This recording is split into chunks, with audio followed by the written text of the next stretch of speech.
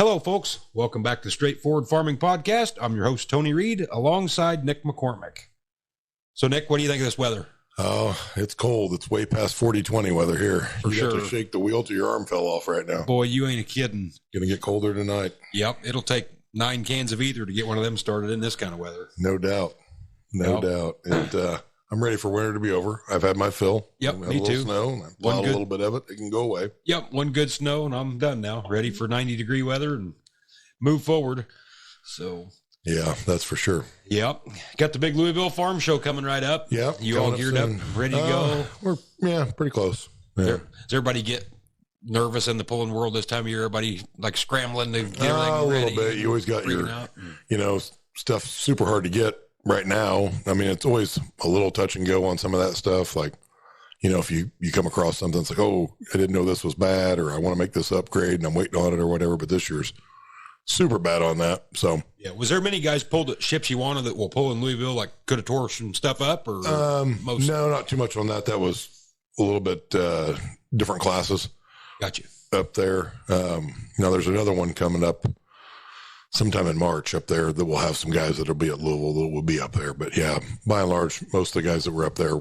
There's a few. I mean, there's some super farm guys, some light pro guys, probably. Most guys probably go pretty cautious coming in Louisville. I mean, just for that reason, don't they? So don't tear something up and then can't. So that's always the thing. Like, you want to know what it's going to do, like make sure everything's okay. By the same token, you don't want to tear it up. So it's like, how much do you do before you go to Louisville? Because Louisville's still a big deal, at least to me and a lot of other people. So a lot of guys hold off.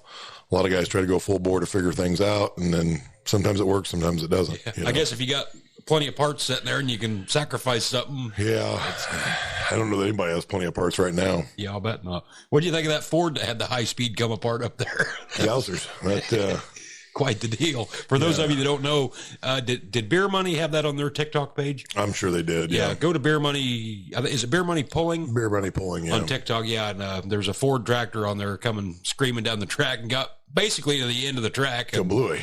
Yeah, blew the motor clean out of the tractor into the wall. Into the wall, and parts went here, there, up there, down there, everywhere. Yeah. I got a kick out of it on that video, though.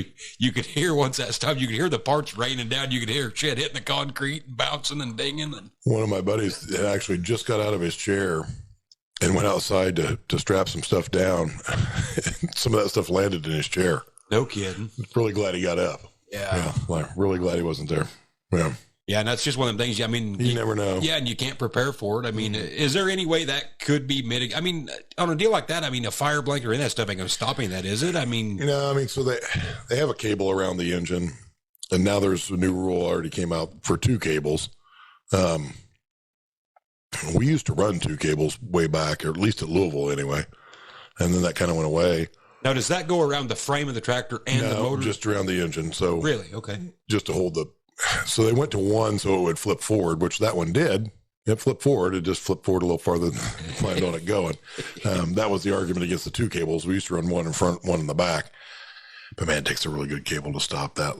Yeah, and to some degree, you got to have safety for the driver too, though. Don't you? I mean, you don't want it to come backwards. Yeah. I mean, I've seen one pop off and hit the roll cage on the side. Just did miss the driver or whatever. I mean, you never know where they're going. That's a lot of force, and it's. What's the most catastrophic failure you've ever seen? I mean, you've been around the pulling world for a long. I mean, you've seen everything from runaway tractors, that the sled didn't get stopped. Most catastrophic. I have missed a bunch of those. I was at Gordyville when Robert Martin blew the top of his engine off, and it landed pretty close in front of me, but on the other side of the gates, no harm, no foul, but didn't hurt anything, just kind of lopped off to the side. I was at Toma the year the guy drove over his tractor, basically, come down hard, and the front end buckled and broke the frame, and he basically ran over it. But we had left. It was late that night that we got rain delayed, and it was late, so we'd already went back to the hotel. So I missed that one. In person, I haven't seen a ton of really nasty ones in person, fortunately. Yeah. Best place to be, though, is far enough where you can be like, what the hell is that? Yeah, exactly. I know Clint Tucker. I mean, he's had, thousands of hours of pulling experience, going to tractor pulls and whatnot. I mean, just the videos he's got over the years of just stuff that's unreal. One of the worst ones I saw was, but I was far enough away where I didn't know what it was. There's a turbine that exploded, and that thing threw parts everywhere. But it was at the perfect place. It was up in Michigan, if I remember right. And the grandstands were a good ways back from the tracks, and nobody got hurt out of it, from what I knew anyway. But I was out in the pits, which were a pretty good ways away from the track. Made a awful noise, but there again, I wasn't close enough to get hit, thank goodness. So. And I guess there's probably enough failures out there, that we don't see, but man, with the horsepower these things are cranking out, it's a wonder you don't see more of that, just really major failures. Honestly, probably the worst one that I was there but not there for was it the last time we were at the farm show when that mod blew the drive shaft out? So we're sitting in the front row pretty close to the starting line, and normally when the mods run, I go in the hallway because, they're loud and they smell. And they have spark plugs, and any good fuel doesn't need spark to light it. It just does it on its own. So I was in the hallway watching on the monitor or whatever, and Dad got tired, from standing, so he went back and sat down. And that drive shaft popped out of that tractor right after he'd sat down and hit a friend of mine's tractor. Thank goodness, it's the only tractor in the whole building that had steel fenders, steel Wheatland fenders. John Deere's good for something. Those did have some steel in them, and it hit that, and then it flopped over and just fell right where the only spot in the building it could hit, where it didn't hit anybody. If it hadn't been for that, it'd have hit him. He was coming right at him. No. That tractor was backed right up in front of our seats and whacked that tire. It'd have probably got him otherwise. If it had been any other tractor than that, with a plastic fender, they're a lot narrower than those Wheatland 60/30 fenders. It'd probably hit the tire, and goodness only knows where it'd went if it hit that tire. Oh, for sure. That thing would have launched it back out of there faster than it come down, Yeah. So it was a good thing not to be there for that. But. Yeah, I mean, it does go to show you how dangerous, like a flagman's job is, especially these local poles around here, which they're probably a little too extreme the other way. It's just some hill jack that wanted to run the flag that day and ride on that tractor when it gets to the end, and it's like, man. It's pretty close. Yeah. Well, and I'm not advocating for rule changes on any of this by any stretch of the imagination, but I'm like, at some level, I don't mind wearing the fire suit, fine, whatever.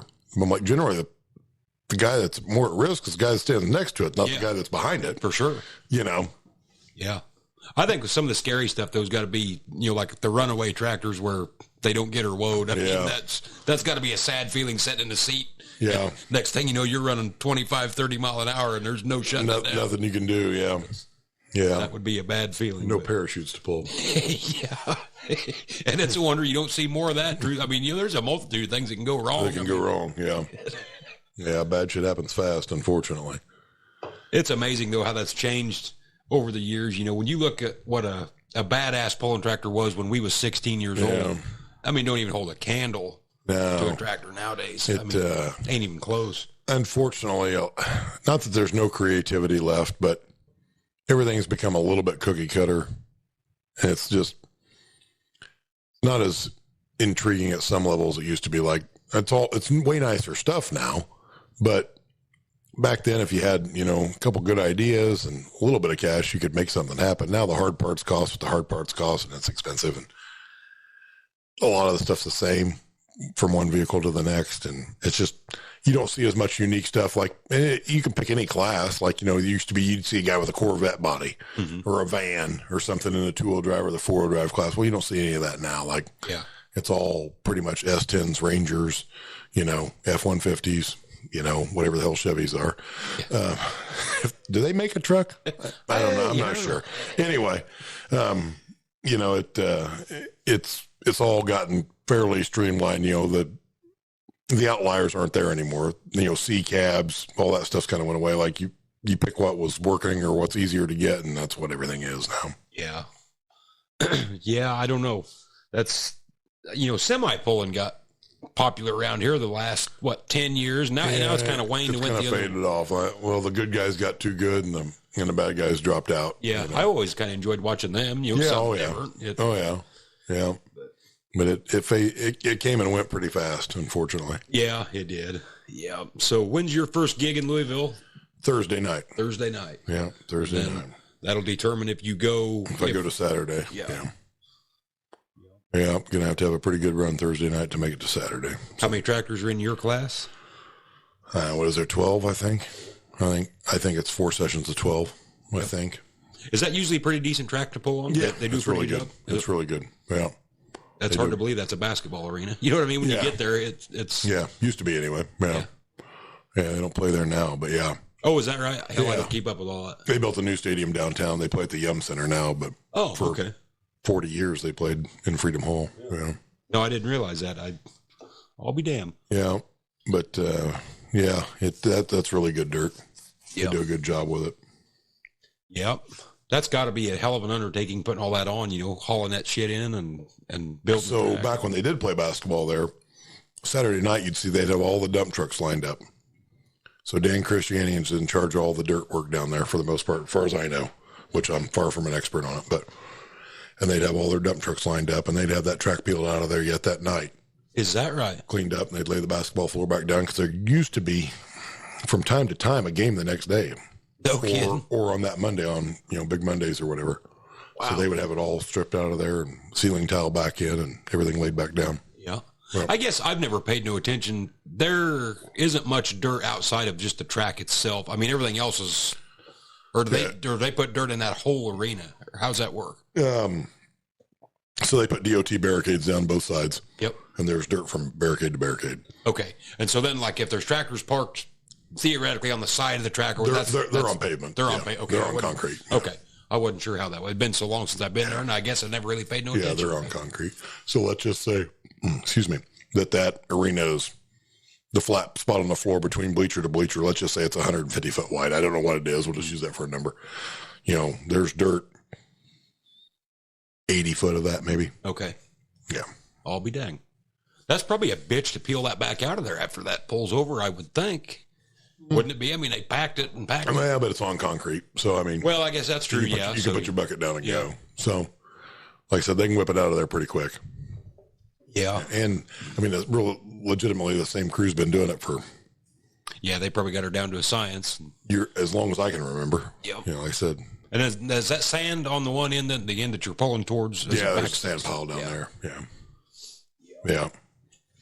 Yeah, that's pretty crazy. I wonder what they thought the first time that was ever proposed. Hey, let's have a tractor pull in here. You know what I mean? That's probably had some people scratching their head, because that would have been kind of rare back then for an indoor That would pool. have been very rare. Those are some pretty forward thinkers. There was a group of, at that time, young gentlemen that proposed that to the Kentucky State Fair Board or whatever, to my understanding, and made that all happen and work. And, back in the day, they didn't have a smoke machine. Yeah. They just blew it up in the rafters. And, by the end, I've got some videos from some of that old stuff or whatever, and it's pretty crazy to watch and think about it, Surprise rate commercials on TV. Do you have emphysema due to the Don't give them any ideas, Tony. Don't give them any ideas. The 1971 Louisville Ford. Yeah, it's pretty crazy. Just blow it and go. And then for a while, they had like a hood over the top of it. You blow it at, and it kind of sucked it away. Really? But the pipe didn't actually go back into the tube. And a lot of variations of how we get the smoke out of the building. But I know it was the 70s. Everybody was probably smoking in the arena anyway. Exactly. I'll never forget as a little kid watching past those smoking rooms. It's like you couldn't even see the other side of the wall. It's like, well, I guess the smoke ain't bothering them. I'm like, I don't know what you'd light up. Like you just walk in there, take 2 deep breaths, walk back out, get it for free. Well, I know the last time I was there, I don't remember if it was the alcohol tractors or which one it was. There was always a haze after that because they didn't have any way to pipe it out. Yeah, everybody's always worried about putting tubes on those, make it into a bomb. Yeah, but I know by the end of the night it was just a haze. You could barely see the people on the other side back then. I'm sure. Yeah, it happens. No big deal. Yeah, God, nowadays I can't imagine if that pipe comes loose. You know what I mean? A tractor and it happens. It fills it up pretty quick. Oh shit. Yeah, it's hard to exchange all that air fast. Yeah. Lose the heat with it if you do that. Yeah, no kidding. Yep. Yeah, I think we're headed down Thursday morning. Going to leave here. Going to take Henry for his birthday. He's never been to the show, so cool. Going to take him down Thursday, and then it sounds like he's riding home with your wife Friday day, I guess it is. Yep, I think so. Then we're going to stay for the big farm talk get together Friday, and then come home Saturday morning the way it sounds. So hopefully we got good weather and whatnot. But Louisville's a lot more enjoyable if it's warm. Yeah, for sure. And I hate to jinx myself, but I think every time I've ever been there, it's been bad weather, a friggin' ice storm or something. Yeah, nothing worse than ice down there. They're not really prepared for it. Yeah. It's not their thing. They don't get it very often. They're not set up for it. Yeah. So yeah, that's going to be our February trip, I guess. Head down there for a couple of days and hang out at the Gleaner booth maybe or something. I don't know what. I'm sure they're going to run me out if they see me. It'd be interesting to see the reaction there. They'll make for a good video. Yeah, no, I'm going to be nice. I'm not going to go down there picking on anybody. Just make my rounds through the show and go from there, I guess. I don't know. If you haven't been there in a while, it's worth going through. Or if you've never been there, I definitely recommend you going. And like I said, there's a lot of neat stuff there. You know, yeah, I don't even remember the layout of it. I just always remember that big room where John Deere and Case and everybody was. South wing. Yeah. Outside of that, I don't really remember nothing else, to be honest with you. Yeah, the Deers and the Case of the world are all in the South wing, if I remember right. It all kind of runs together to me. Like I know where everybody's at, but I don't really. It's like street names around here. Like I can't tell you a single street name around here, but I can tell you where it's at. Yeah, you know, it's kind of the same way. Like I can tell you street names in towns I don't live in, right? But where I'm at, I don't need to know them. I never had the purpose. But Louisville's kind of the same way. I've been there so often. I can tell where the ice cream's at and the Cattlemen's Association, for a good cheeseburger, etc. But I don't necessarily know what wing that is. Yeah. When did the outdoor polls kick off? That sometime April, probably? The big one started off in June for the most part. Okay. I couldn't remember how early them started. Yeah. It kind of goes back and forth. There's a big one coming up in Nashville in late May. I think it's late May, middle of May. Nashville, Illinois, or Tennessee? Nashville, Illinois. Okay. They're having an invitational deal. It's a fans vote deal. And was that Holzhauer's deal again? It's at Holzhauer's. I don't know if it's necessarily his whole deal, but yeah. And then there's another one at Holzhauer's the first weekend in June-ish. I know everybody bragged that up. That's a great place. Last nice year, facility. whatever, said it was really, really Brad and nice. his crew do a nice job. It's a good place. Yeah, that's really something. Yeah, it's fairly close to home. It's a nice deal. Yeah. Yep. Going to take the wife and kiddos with you this summer, some, if they ain't playing sports? Oh, I don't know. Some here and there. We'll see. Yeah. Yeah, probably take them around some here and there. They got so much stuff going on anymore, though. I probably need to stay home and do more of that. And less pulling and more family stuff. It's kind of where I'm trending to. Yeah, it's hard to find all the hours in the day to do it. Yeah, they're getting old enough now that I don't have them too much longer. I gotta do things with them while they're young enough to do them, while I'm young enough to go. I can be 57 and tractor pull. I can't be. Yeah. Once my kids are out of school, they're out of school. So I gotta go while I can go. Yep. But you guys don't travel near like you did probably 15 years No, ago. not like we did when I was 21, 22, 23. I didn't have anything to stay home for. Other than work. Get your work done and blow and go out to, New York, Pennsylvania, Canada, wherever you want to pull, we go. But those days are over. Yeah. I don't know. I could foresee it being a big summer for tractor pulling. Everybody's just ready to do something. Ready to get back out and roll with it. Yeah. Yeah, I think so. Yeah, we'll have to get everything lined up and get you out to Bowling Green this year. Yeah, that's in August. Is that right? Yeah. Yeah. Third weekend in August. Yeah, it's usually the same weekend school starts, unfortunately. Okay. Yeah, we should have went this year, or I should have, I guess. But yeah, I need to get out there and see the granddaddy of all pulls. It is something to see if you've never been. It's like Woodstock with a tractor pull in the middle of it. Yeah. Like I said, it's a really big party that a tractor pull happens to happen at. Uh-huh. It's not a pull; it's an event. It's worth seeing, if nothing else, just to drive around the campground. Yeah, it's not a place to take the wife and kids. I don't think. Or the campground anyway. Yeah, not after dark. Yeah, not after dark. I don't go out there after dark generally, unless I'm going specifically to somebody's place I know. I'm too old for that, but yeah, I highly recommend it to anybody else that wants to go. It's just not my scene anymore. We got other stuff going on. Yeah. Yeah. Yeah, we just got back from Florida, done a big farm tour down through there. How was that? That was great. I tell you, love the people down there. It would not take much Southern at all. hospitality. Yep, it would not take much at all to get me to move to Florida. It really wouldn't. I like the environment, like the people. Well, or I guess put it this way, I don't like the people near the cities as far as there's so many of them. Not that they're bad people. They're just Yeah, they're crowded. Florida's crowded even more so than it used to be. But, yeah, and it's just getting worse all the time. I mean, and I they're guess open and no one else is. Yeah, I mean, it's a good problem to have, I guess, Yeah. to some degree, but I think they are also running into the fact that you don't want some of these people bringing their ideas from other states down there, So that's code for blue staters. Stay in vacation in your own shithole. Don't go down there. Exactly. If you're from New York, stay in New York. If you're from California, stay there. Now, Illinois, we're exempt because we're not blue. We just have Chicago dragging us down. Chicago people stay home. Yeah. Stay home and shoot at each other. And so the rest of us can vacation in Florida. Yep. I think one of the most weird things I've seen on that trip, and I've mentioned it on a TikTok and I've told everybody, is that one dairy farm we went to that milked 2,700 cows. It was a double 34 parlor. And when we walked out there, it's just out in the open. There's no sides on it. It's just a roof. Really? Because, it don't freeze down there. I mean, you don't. Wow. Around here, everything's covered, We walked around the corner and up the stairs to that. And I'm like, whoa, didn't expect to see this. No, around here, I'm thinking about building a house over my doghouse. Yeah. So my doghouse doesn't get too cold and wet. Yeah. Yeah, I suppose. Yeah. Yeah, it was the damnedest thing. And it's just a little shit like that that we don't really you don't even think about. Yeah.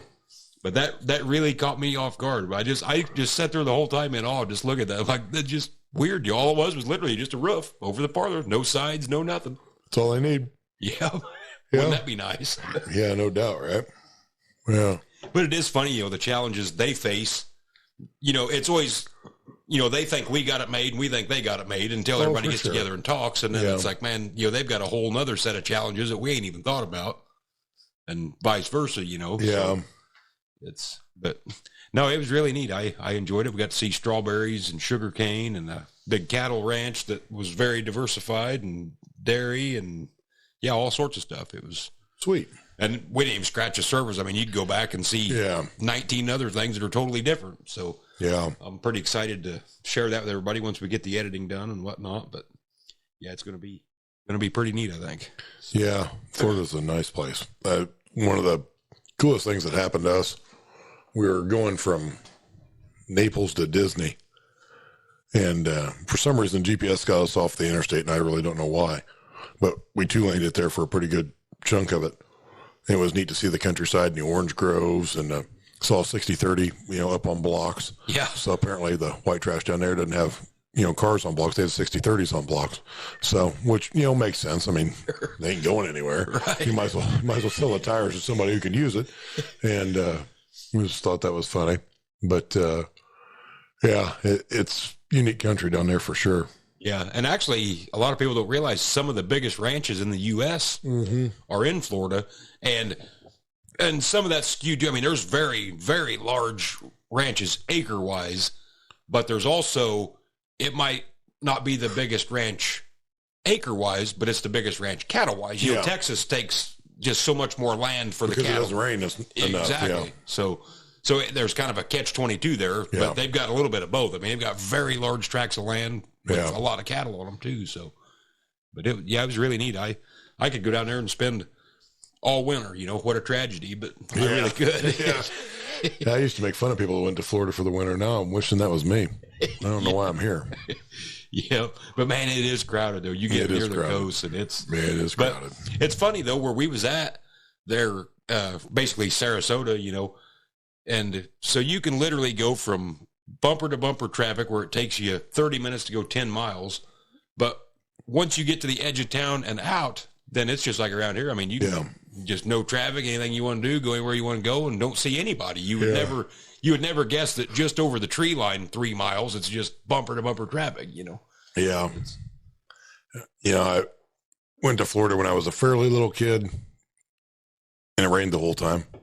And I went to Florida we went to Florida on senior trip. Yep. We went to Florida for spring break in college. And now that I'm married with kids or whatever, we try to go to Florida once a year for vacation down there. And we've always been to the same relative geography area, within 50 miles one way or the other.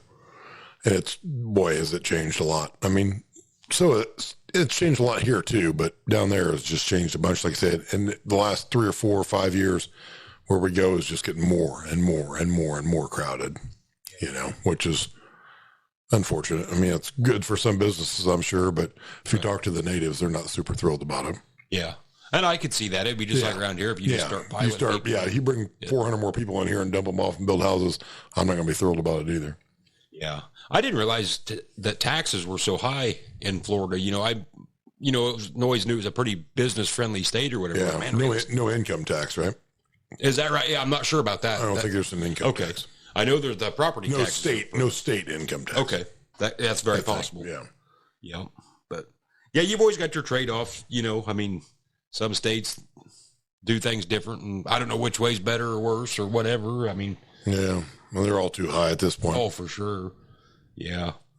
But no, it's a good state. I like Florida. At least you can get into warm weather year round. Shoot, nowadays, and we was even talking about this down there, I don't care what anybody says. It gets colder down there now than it did when we were kids. Yeah.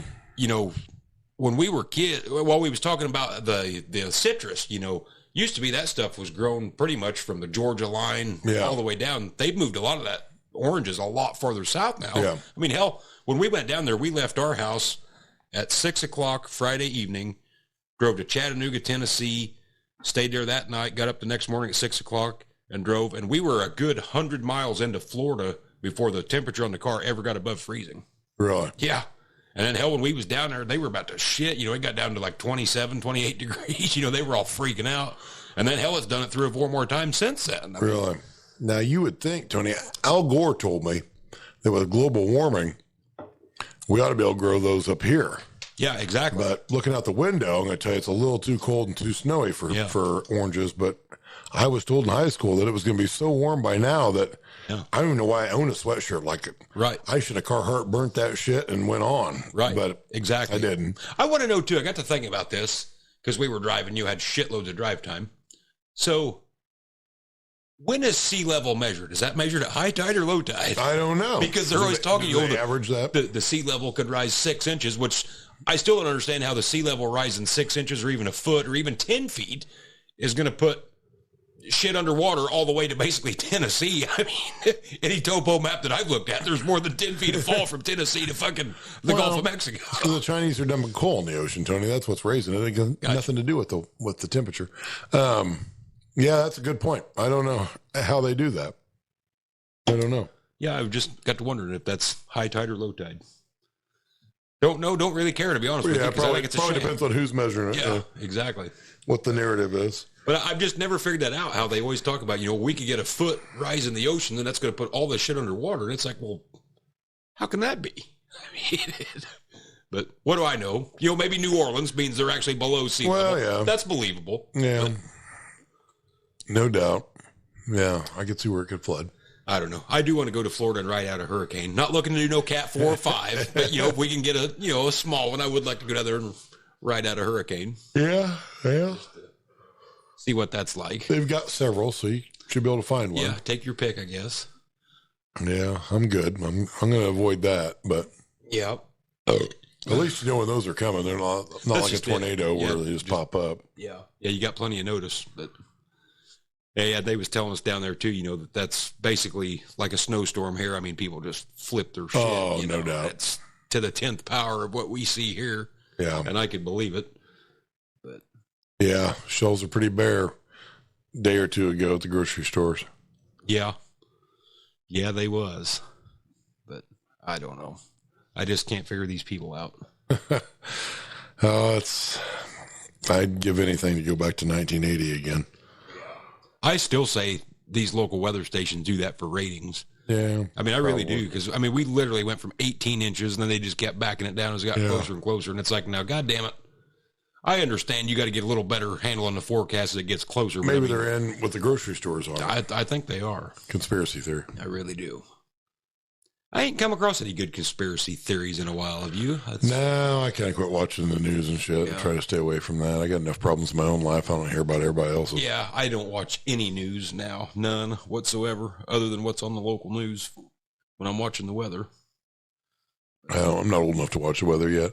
I did see Zuckerberg lost like $30 billion, yesterday due to Facebook. Oh, that's too bad. Ads or something. I don't even know what it was about, but he lost a shit pile of money. I guess people are pulling ads off of Facebook. Good.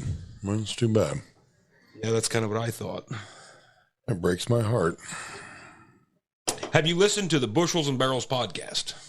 I have not. I've been busy with kids' sports, this, that, and the other. I really haven't had time to do anything. You should check that out next time you're on driving. This goes to our listeners, too. Good friend of mine, Ryan Peter, and his wife, Jessica, do a phenomenal job. They started a podcast here. We're going to call it roughly the first of the year. They might have been in December a little bit.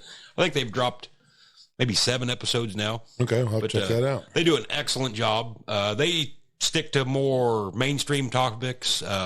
It's not all politics by any means, but it might be this stupid ass swimmer that's a guy that joined the girls team and now demolishing everybody, which I think is hilarious if that's the way we're going to have it. That's one of the funniest memes I've seen. Is it was a picture of him and with long hair, whatever she has, and something about it's not the fact that I'm male. It's the fact that it's all the extra hard work. And I'm like, ironically, the same people that have been pushing for this bullshit are the same people that have just obsoleted girl sports. Yeah. We're pushing for these rights, those rights. Oh, by the way, girl sports are over now. So as far as I'm concerned, there should just be sports. You make the team or you don't. Doesn't matter, man, woman, child, dog. We just have sports. You qualify for the team, you can play. If not, pack up your panties and go home. Yep. I just think it's funny for the simple fact that this is the shit that they wanted. Now he's just demolishing everybody. I could give 2 shits less about swimming or any of this stuff. Don't care. But I just think it's hilarious. That's the way you guys want it. I mean, you have just completely erased every bit of progress that women ever made, trying to get anywhere in sports. Exactly. It's over now. Well, it just coincides with the feminist movement in general and some other stuff. And we've touched on this briefly, but I'm like, so we pushed so we could go to work. Now we have to work. Shit, we didn't think that all the way through. Now we push to help out trannies so they could play sports. Shit, now they're kicking our ass in sports. Kind of screwed ourselves there again. Maybe they should think this through a little further. Right. Just saying. Because you never see it swing the other way. You never see a woman come into the men's NBA and just dominate everybody. It don't work that way. No. And that's just a reality. What if tomorrow LeBron James, who I'm not a fan of, but let's say he decides tomorrow he's a girl. Put him into the WNBA. So what's the average? 100, 110 points a game? Right, exactly. Going to demolish any record set. I mean. Yeah. All 12 of them. He's going to, I'm like, it makes no sense. If you look down in the bathroom and you have certain anatomy, you're a boy. If you're missing certain anatomy, you're a girl. It's as simple as that. It's not hard to figure out. Yeah, and I see now all these girls are pissed because he's in the changing room with them at these swim meets. Yeah. They're all twisted and bent out of shape, but they can't quit because they worked too hard to get this far. And I'm like, well, I'm the type, that shit, throw it out the way. I don't care how hard I've worked. If this is the way we're going to do it, I'm out. Yeah. Screw it, I'm done. Going to find a new profession. Well, let's revolutionize competitive swimming, Tony. This swimming in lanes and all this is bullshit anyway. How about we throw you off a boat in the middle of some cold-ass water, pretty far out in the ocean? That's competitive swimming. I agree. That will separate the men from the boys right there. I agree. I was just thinking of that today. We got all these stupid-ass shows on TV, Naked and Afraid, and this and that. We're always going to Africa. Bring them to Illinois right now. Let's have Naked and Afraid out here right now. We're going to find out who the fuck's afraid in a big hurry. What I can tell you from competitive swimming is when there's a tragedy, Tony, is I watched Titanic, and the women survived that better. That's true. Rose won't let your ass on that board. That's right. I mean, there's only 65 ways that Jack could have got on that board with Rose, but she will not let him out, not let him on that door. So women can survive better in that condition. They'll outlast us. Good old Titanic. Great movie. At the very end, after Jack's dead and they're froze together, she says, "I won't let go," as she peels his hand off and lets him go. Yeah. All that hard work to throw the damn diamond back in the water anyway. Yep. It's a good thing I don't write movies. It's just like Forrest Gump, That movie it's a good movie, but it just goes through me to no end, Jenny wants nothing to do with this guy his whole life. Nothing. Yeah. No good retard piece of shit. But the minute he hits it big, then here she comes. Here she comes back. Yeah. After she got tons of miles on the old. Yep. Yeah. Then she's back. Yeah. Yep. It's funny how that works. Yep. Invests in some fruit company, hits it big. Yeah. Guy tried to be nice to her in the 4th grade. She ran him off. That's one of the movies needs an alternate ending, I feel. No, it's like those books you had when you were a kid. It's like, if you want Jim to turn left, turn to page 12. If you want Jim to go straight, keep reading. If you want Jim to turn right, go to page 15. Yeah, there ought to be that for Forrest Gump. I think so, too. If you want Forrest to tell Jenny to stick it up her ass, not worry about it, find some other gal, hit rewind. Yeah.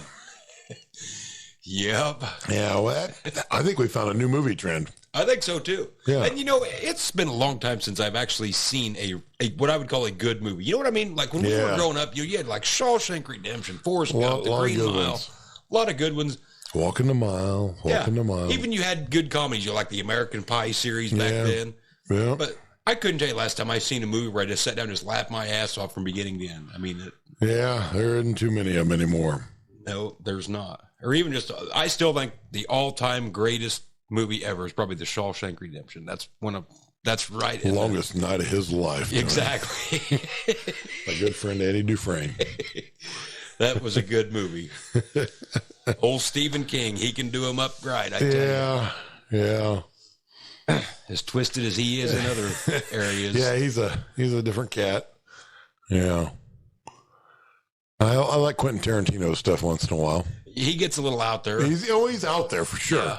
But it's pretty good out there. Wolf of Wall Street was good. Yeah. Pulp Fiction was good. Pulp Fiction's good. I saw a little bit of the Django Unchained or whatever the other day. Is that any good? I've never watched it. I only saw like the first 45-ish minutes, maybe an hour. It was pretty interesting, I suppose. Yeah. Which I kind of like Jamie Foxx, so man, I can get along with it, whatever, all right. Did that have Samuel L. Jackson in it too, or not? Yes, it did have Samuel L. That's what I was thinking. Yep. He was some kind of a crazy grandpa or something. Yeah, he's a little bit out there. Yeah, I've seen the previews to that, and I don't remember if the wife watched that, I literally seen a 45-second clip of that movie, and I think it was him standing on the porch in a wife beater. Yeah, I couldn't tell you any good quotes from it, but it's not like Tombstone where I can quote the whole movie, but I'm sure there probably was some, but I don't remember what they are. I haven't seen Tombstone in 25 years. Well, that's your own fault because it's a great movie. Yep, that is a fact. I'll bet it's been at least 25 years. Yeah. Yep, the good old days. A lot of good movies come out in the 80s and 90s. Yeah. I remember my parents shielded us from all the risque scenes, but violence was full on board. You could watch all that you wanted. Yeah, exactly. I'll never forget seeing Chuck Norris kill that rat in a bag. Yeah. Mission Impossible, or Missing in Action. Yep. That's tough. Some bitch kill a rat in a bag with his teeth. That's tough. Them weren't bad.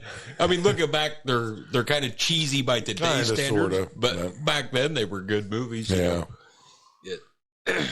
Platoon was always a good one back in the day. I watched that movie several times. Yeah, it wasn't bad. Yeah. A lot of good war movies back then. Yeah, there was. Yep. I think Band of Brothers is probably one of my all-time favorites. Yeah, it's a good series. Yeah. Really good. They done a good job on that, I feel like. Especially being they tied the real-life people into it, Yeah. But, yeah. Did you ever find a movie like that? Like, so David Schwimmer's in Band of Brothers. So you know his character from Friends, and somebody that plays a certain role for so long, like, you try not to pigeonhole him in something, but you kind of do. Right. And it's like, well, fortunately in that role, like he is Ross, kind of, sort of, like Ross in wartime in the 40s. Like it's the same character, right? Backed up a few years, but sometimes guys get pigeonholed into stuff like that. And it's like, I just can't see them any other way other than their initial big role, like Sean William Scott Stifler from American Pie is always going to be that guy. Exactly. Yep. Any way you cut it. That's Yep. Any movie he's in, it's like, Stifler's in that movie. Yeah. How's the pale ale? Yeah. He's always going to be that guy. Yep. The thing I couldn't get over in Band of Brothers, and I didn't know it for 10 years after the fact. So the guy that plays Dick Winters in Band of Brothers is British. Mm-hmm. And he talks with a very heavy British accent, which that's when I first realized that, we got American actors that do British accents. I'm like, well, they must have British actors who do American accents. I never really thought about it. But it's like, that just ruined it. You took one of the greatest American heroes of all time. You didn't even let an American play the fucking character. No doubt. It's like you ruined it. Yeah, ruined it for me. But he done an excellent job in the movie with that part. But I don't know. Yeah. Have you ever stopped to think, though, how long or how complicated it actually is to put that. So, somebody had to sit down. So like take Saving Private Ryan, it was obviously a fictional story. Yeah.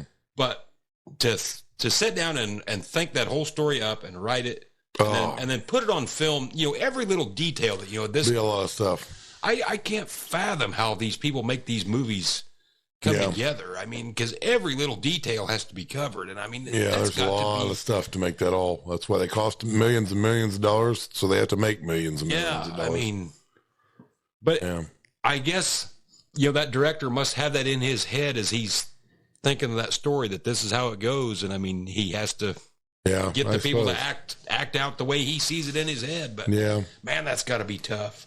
Well, you don't want to flub it. Have you ever seen the second half of Full Metal Jacket? Nope. Sure haven't. All shot in England. Is that right? I think. That what Stanley Kubrick didn't want to travel, and it went on longer than it was supposed to. And I could be 100% wrong on this, so don't burn me if I am, but I think that was all shot in England. And that was a retired military facility they were getting ready to demolish. That's why it already had the holes in it and this, that, and the other. And they could shoot at shit and no kidding. Whatever. And that's why none of it looks like Vietnam, because it was in England. I'll be damned. I think it was England. Yeah, it definitely wasn't the United States from what I remember. And it damn sure wasn't Vietnam. No. And I know, 15 minutes after the drill sergeant gets killed, that movie just gets weird. It's like, it goes downhill fast. Yeah, big time. Like I can appreciate the second half more now than I could when I was younger watching it. But it's not for there's 45 minutes of greatness. Yeah, that everybody knows. If they tied in another hour of shit, is this thing going to be over soon? Yeah. Unfortunately. Yeah, I've always thought that's amazing, though, the way people can think that stuff up and do the details, and I don't know. And even if you think about it, take it a step farther, like music, to me, it is mind-boggling that somebody can sit down and create a song to put the words to the beat with the... There's only so many ways your dog and your wife can leave you. Like, you'd think it would be out of them by now, but there's a new version every day.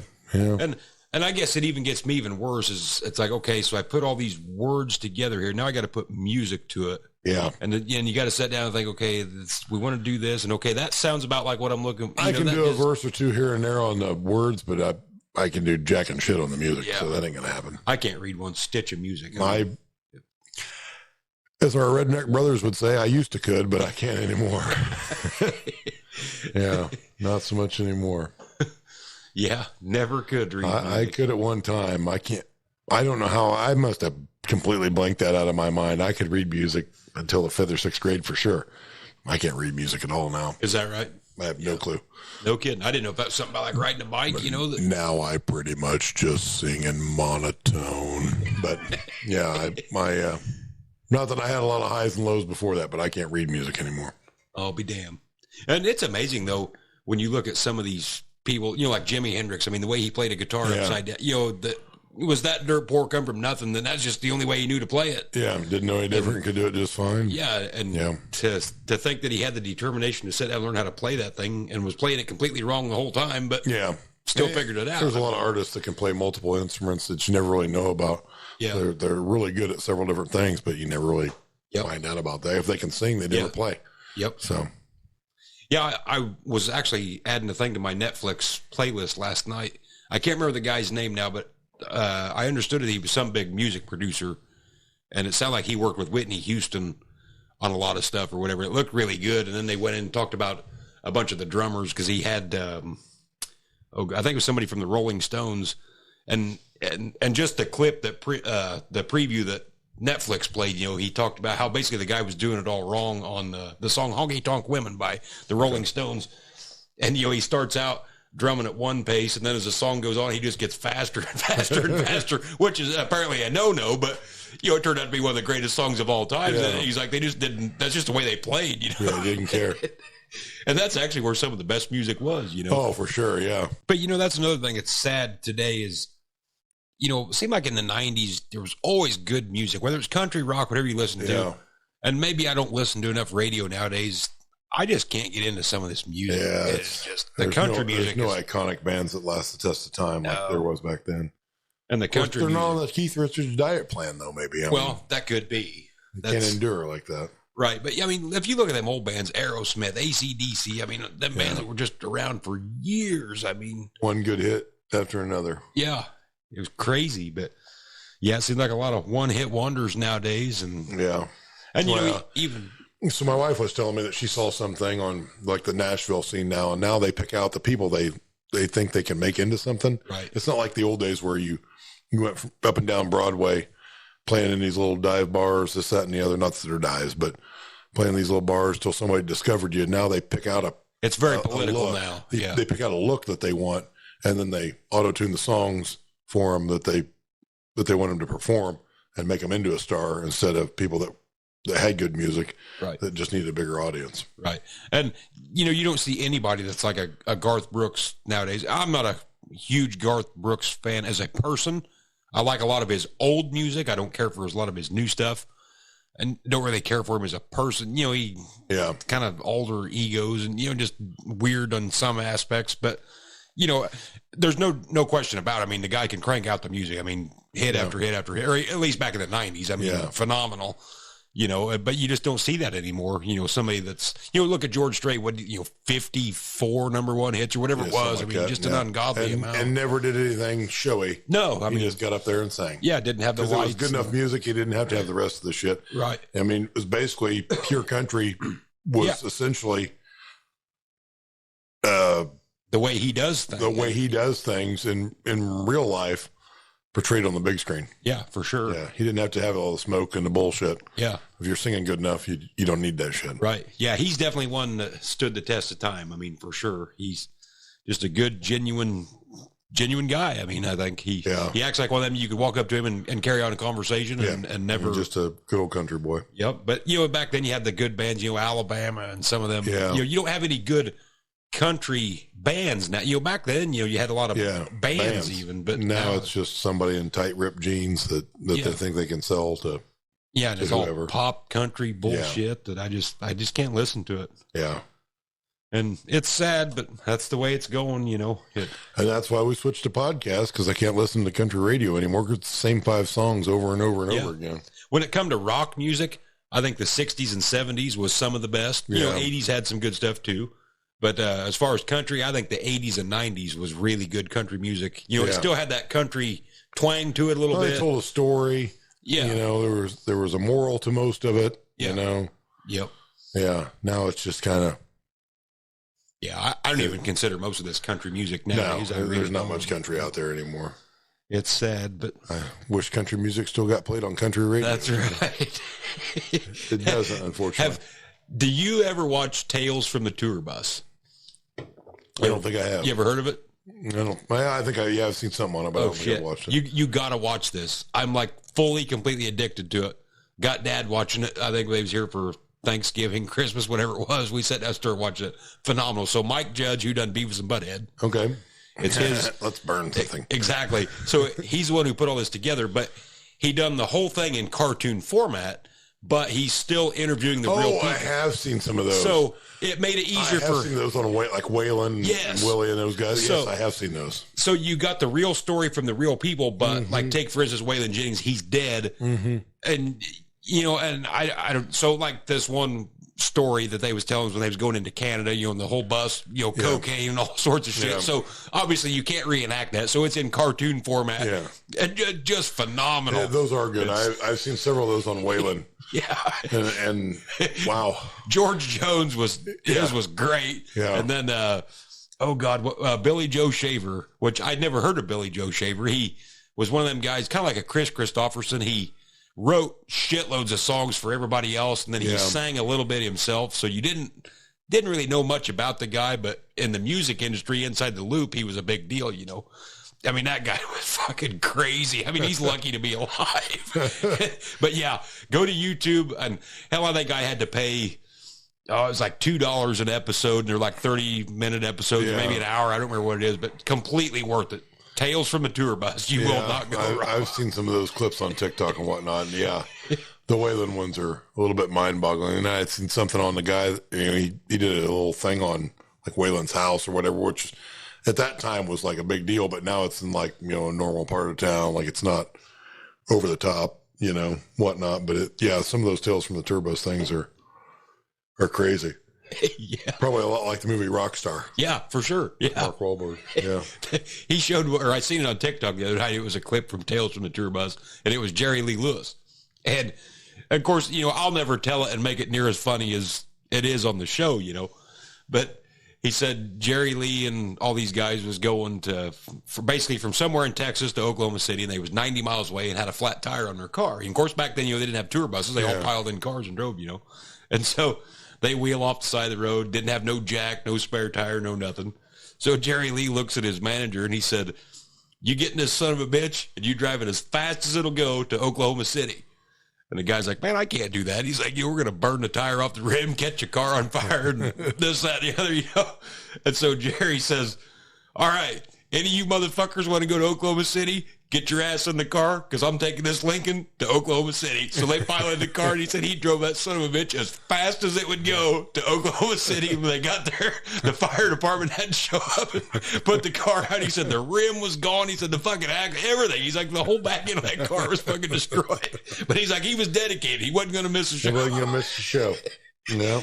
But God, you hear them stories them guys done. I mean, they were lucky to be alive. I mean, George Jones was fucking crazy. I mean, that guy fucking shooting at people. And I mean, he was nuts.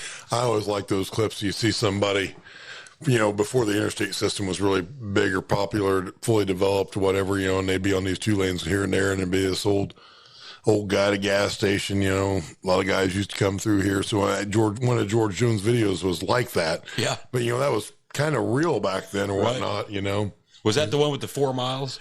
Did you see that? Yeah, I think so. Yeah. It's like, it's just interesting stuff. Those people stop in. They're just everyday people, for the most part, just getting their beef jerky and a soda or something to drink and going down the road. But yeah, for those of you listening, that one on George Jones, he was playing a gig somewhere. I think it was in Georgia. And he was notorious for skipping shows. He wouldn't no show Jones, they called him. And so he went out and got all drunked up one afternoon, went to the Chevy dealership and bought a brand new truck. Just takes off driving, bought him a box of beer. And sees this guy hitchhiking.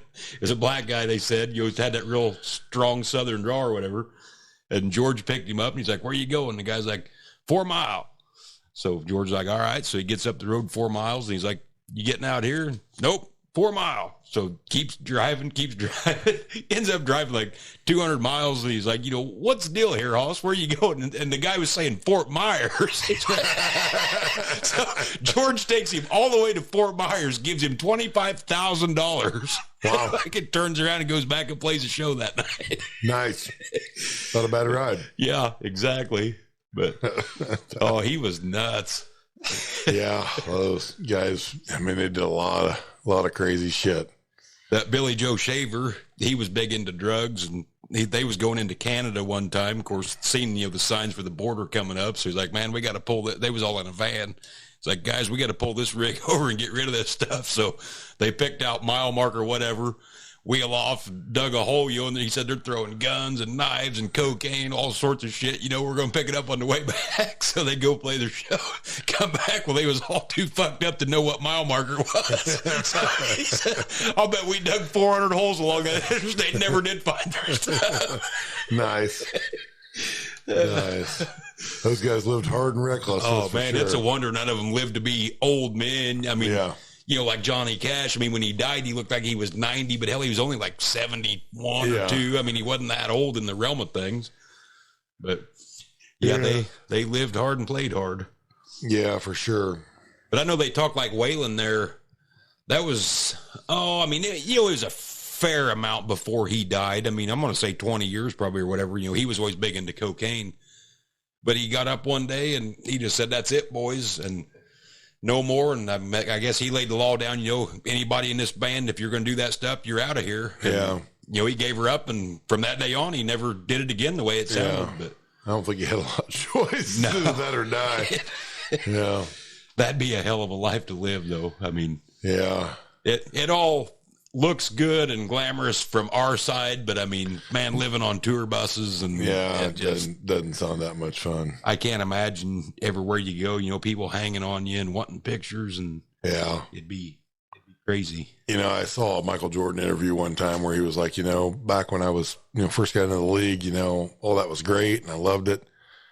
He's like, as time went on, he's like, I'll still give the people their time because they're paying the bills, but sometimes they just walked on by and said hi and just kept walking. I'd be fine too. Yeah. It's like, the average person can't fully appreciate. I mean, you can now because you're a big star. Oh, but, yeah, right. But in general, you can't. I mean, could you imagine not leaving your house without just a mob of people? Yeah, but some of those people bring that on themselves. Like, if you live where the paparazzi's at, you're going to have to put up with them. Like, some people live off in, outside of L.A., etc. They don't have to put up with that near as much. Yeah. But, I mean, they still have their troubles with that and whatnot. Nashville's not near as problematic on that, but, you can be off the grid a little bit on that. It's like Kid Rock. I'm a pretty big Kid Rock fan, I guess, if I had to pick somebody out. But living in nowhere Tennessee where he lives or nowhere Michigan where he lives, like, not that those are bad places. Like, I'm just saying he's not. Right. He's not in not in the middle of the scene, I'm not knocking where he lives or, the areas, the states, whatever. Don't take it wrong. But, he tried the LA thing for a little bit and like, that's not my vibe. I'm going to hide out in Tennessee, Texas, Michigan and just do my thing and go on, which I think his next tour coming up is going to be his last. Oh, I is it? Bought tickets for it the other day. Okay. Never been to see him. Loved him since I was in college, but yeah, I mean, I probably won't have time to go because it's during planting season, but I bought them anyway. If we happen to get rained out, I'm going. Yeah. When you think about it, I mean, he's been around longer than a guy realizes. I mean, yeah, it's first time I ever heard anything about him was in like 1998. Yeah, which unfortunately has been a long time ago now. Yeah. But yeah, I've always liked guys like him who and Ted Nugent that they don't tiptoe around the issues and let the managers you can't. Yeah. You can't say nothing, just tell it how it is and who cares? If nobody likes it, then fine. Yeah. Don't listen to my shit. Yeah, exactly. So I do have respect for them guys in that aspect. And I guess, George Strait or somebody like that's too much of a gentleman. Mm-hmm. I guess, or I don't know, that sounds weird, but I mean, they don't ever engage in that. Well, it wasn't big political. I mean, not that politics didn't exist because they always have, but it wasn't pick a side or we're going to cancel you. Yeah. Back in the 80s, like, it didn't matter. Yeah. Like, you could be on either side of any issue and, okay, that's fine. Yep. We're going to listen to you anyway, Yeah. Yeah, things have definitely changed in that aspect, but. Funny Garth Brooks story. I'm not a huge Garth Brooks fan anymore. I used to like him quite a bit, and then he's taking some political stances that I could, do without. But one of my wife's relatives had a terminal disease, and his wish was to meet Garth Brooks or to talk to him or whatever. And so it was all arranged. I don't know if it was Make-A-Wish or who'd set it up. I'd have to ask my wife on that. I don't know. But by the time that this all come to fruition, he really couldn't talk. He was towards the end of it or whatnot. And he was, I'm going to call him 12, 13. Wasn't super old. And so they had this phone call scheduled or whatever, so on and so forth. Well, then finally somebody explained to Garth that, this kid couldn't really respond, so on and so forth. He's like, why in the hell are we calling him? Like, that didn't make any sense. So to Garth's credit, like I said, I'm not a huge Garth Brooks guy, but this is my one saving grace to him that he is a decent human being, even though I don't agree with him on some other things. He switched his arrangements around. Next thing you know, it's coming up on the time for the phone call or whatever. There's a knock at the door. Thunk, thunk, thunk. His family answers the door. So-and-so here. Yeah, he's here. They wave back at the SUV. Here comes Garth and Tricia. No kid. Come in, sit down with him. Like, there's no reason to call this kid. Like, yeah, he can't talk back to us or whatever. We're going to come see him. Pulled the kid right up on his lap. He had some questions wrote out. Spent like an hour there, whatever. Hopped back in the SUV, went back to the airport, flew off to his next show or whatever. So even if there is somebody that you're not necessarily 100% in alignment with, that you're like, kind of an asshat, maybe they've got a better heart than you think. Give them the benefit of the doubt. Do you think a lot of this stuff, Rush Limbaugh used to talk about this, where once you reach a certain status, you got to take a certain stand.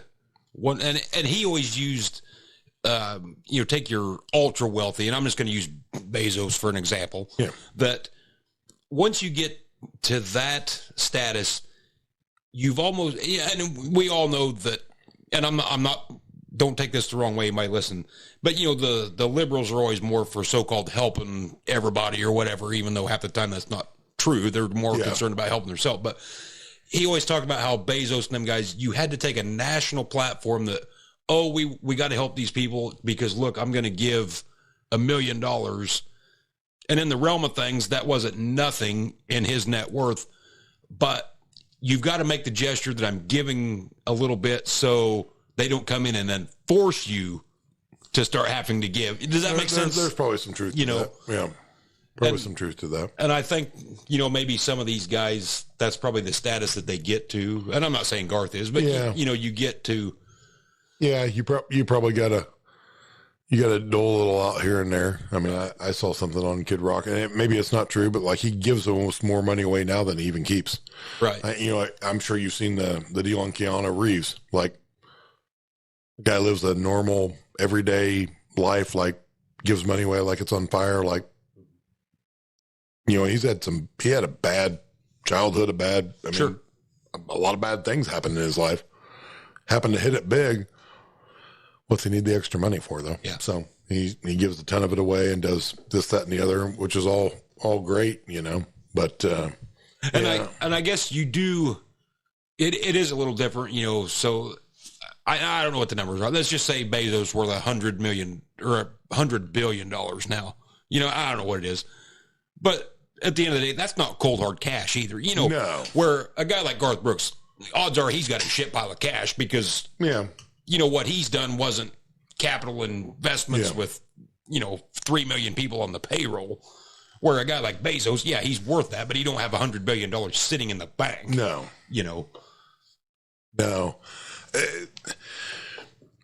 All those guys give away a ton more, dollar-wise than you and I can give. Oh, for sure. But percentage-wise, maybe it's not anymore. I mean, I'm sure it is, but, right. But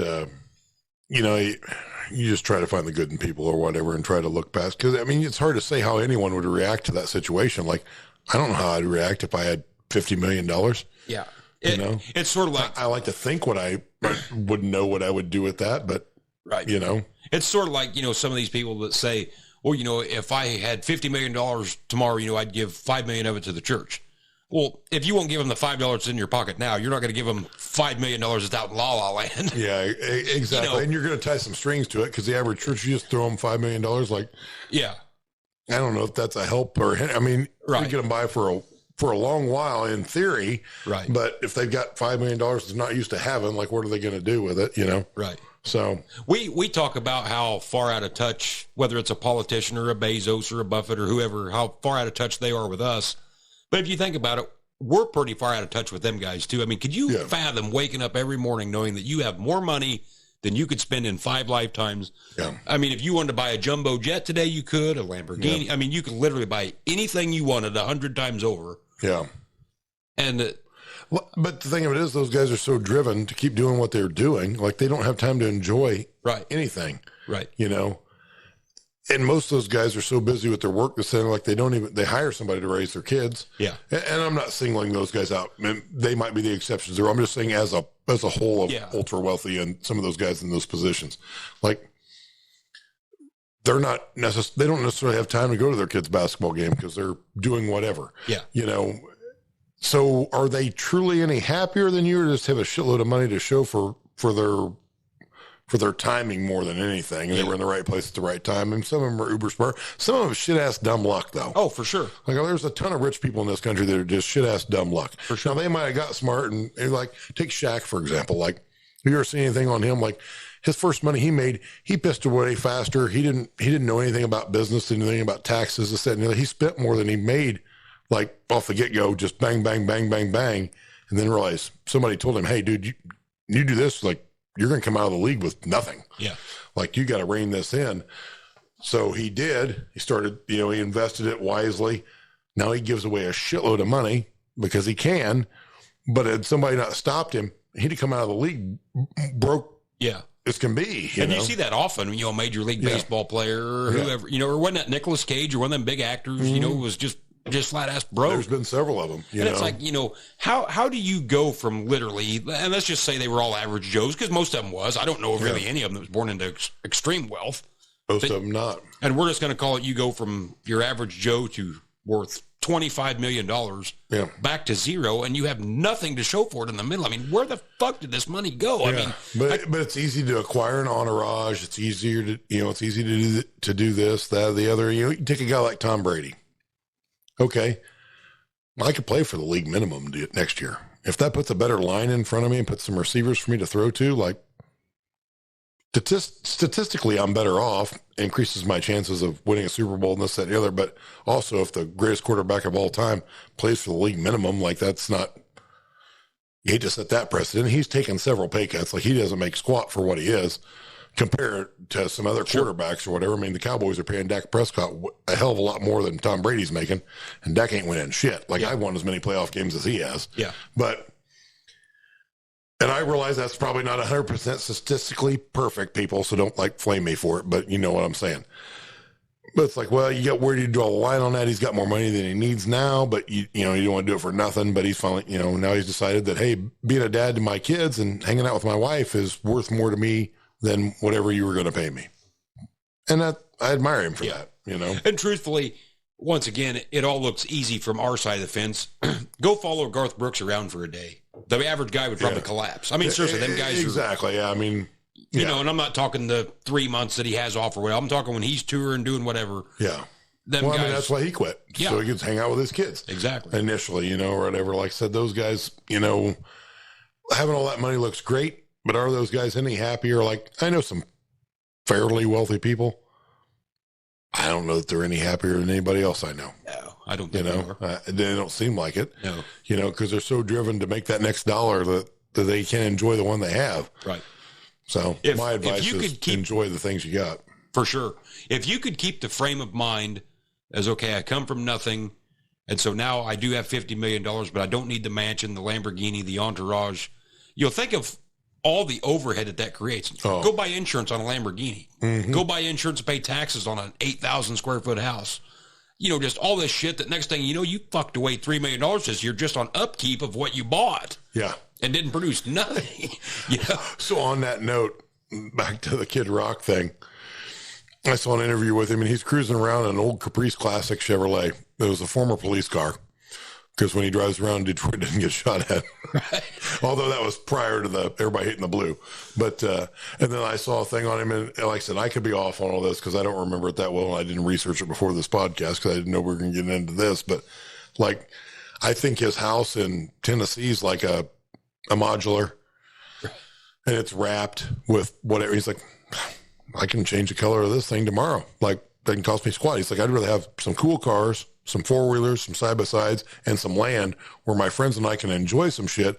He's like, I had the big house and all that shit. He's like, I had 13 bathrooms in it, had this big stadium theater deal. He's like, the only time I was in there was when I wandered off the wrong direction drunk looking for the bathroom. Yeah. He's like, I don't need all that shit. Like, what the hell do I need a house this big for? It's me and my son. Like, I don't need that much room, right. So he went back to a more, I don't know, modest lifestyle, And I wonder how much money it does actually take, because we've all, joked when the Powerball gets to 300 million, yep, if I win it, I'm going to give each one of my friends $50 million because it ain't no fun to have money if my friends still got to work. But where is the line in the sand? You know what I mean? Because because once again, people get driven. And, let's just say tomorrow that I invented whatever and, and made $10 million. And I think there's always that fear of losing. Once you get there, that fear of losing it, and it keeps you going. So it's like, well, I don't know. It's your brother and I always used to joke that, if we hit it big on something like that, like we're gonna have to come up with some bullshit deal, corporation, form a business, some fashion, so we can employ our friends with exorbitant salaries. So we had somebody to hang out with. Like, What good does it do me to have $50 million if you're still making $50 Right. a week. Like you ain't got time to hang out with me. No. I saw, and I don't remember what athlete it was. And I think it was an athlete. Like in one of his last contracts, he worked a deal where it was like his brother got paid $250,000 a year, and somebody else got paid $75,000 a year for doing absolutely nothing. Yeah. But he's like, he didn't want to hand them money because they didn't want to feel like it. But he worked that into his contract where they got paid so that they ended up wealthy enough to live on, right, without really doing anything. So he didn't have to just fork them over his cash. Right. So they didn't feel like, mooches, and he had somebody to hang out with. And I'm like, oh, that was a pretty slick way. Yeah. I have for the life of me, I can't think who it was, but it's kind of a neat little deal. I'll be damned. Well, I know, a lot of people, like with us being in the business of farming, people, I'd buy 3,000 acres and this, that, and I really wouldn't. I figure I can go get a job driving a tractor anywhere.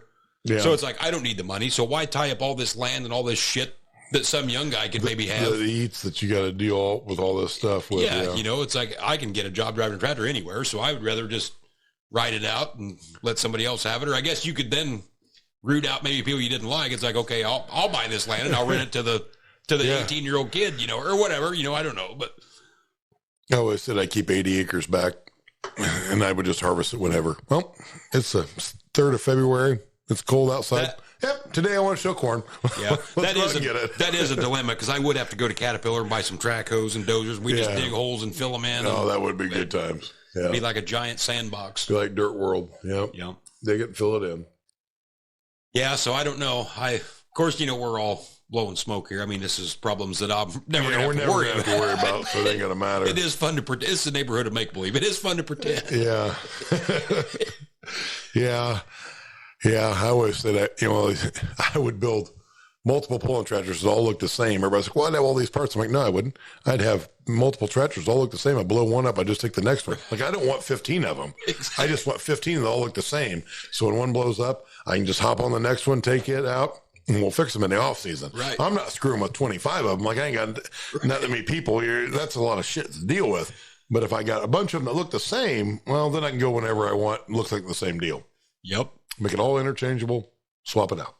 But that's just funny. You'll read stories or see different, documentaries and stuff on, some movie star or whatever. And, their manager or whatever talked them into buying some fucking horse ranch or something. They wasn't even, I would never do. It would have to be. And that happened to be off his cousin or something. Yeah. They suck all their money out of him. They end up broke as shit. It's like, how do you make $50 million and not know where any of it went because you weren't paying any attention to any of it because you hired a guy you thought you could trust, which I suppose once you're making that kind of money, you can't trust anybody. No, I and I guess, and this may be where I'm wired different. So I'm not looking to change my family tree 9 generations down the line, long as I got something for me and my kids and maybe my grandkids, if I live long enough to see them, that's all I'm content with. So if I made $50 million, I don't really need to invest it. I'm just going to put it in the bank, take no interest for it, because we're still going to live like kings and we're not going to lose it to a fucking horse ranch or whatever, I mean, seriously. Yeah, unfortunately, my daughter would have it. We'd have a horse ranch, unfortunately. Right. But it's just the stupid stuff like that ends up costing them in the long run. It's like, hey, if I just put that in the Shelby County State Bank, I can watch the balance. I'm not paying you to manage it or mismanage it. I don't have to manage anything. Yeah. Exactly. I'll collect that $13 with the interest every year and go on.